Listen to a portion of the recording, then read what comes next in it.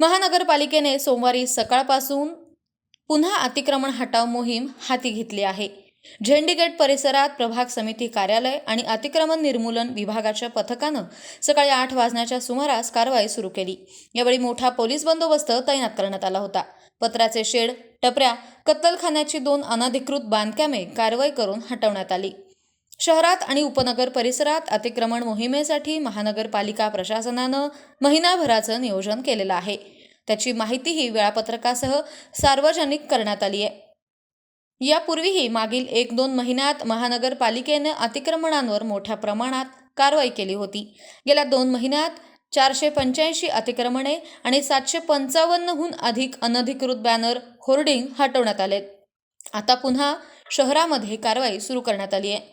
सोमवारी सकाळी झेंडीगेट परिसरात अनधिकृतपणे बांधण्यात आलेले पत्र्याचे शेड, टपऱ्या कारवाई करून हटवण्यात आल्या।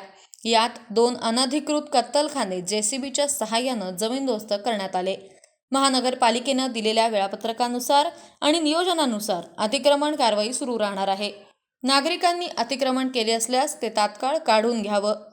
अनधिकृत कत्तलखान्यावर कारवाईबाबत पोलीस प्रशासनाकडून सूचना देण्यात आल्या आहेत।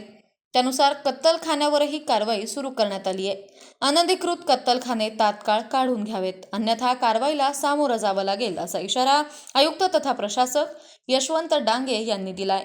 दरम्यान यापुढे अतिक्रमण हटाव मोहीम केवळ कार्यालयीन वेळेत सीमित न राहता पहाटे 6 वाजल्यापासून रात्री 12 वाजेपर्यंत चालूच राहणार असल्याचं आयुक्त यशवंत डांगे यांनी स्पष्ट केलं।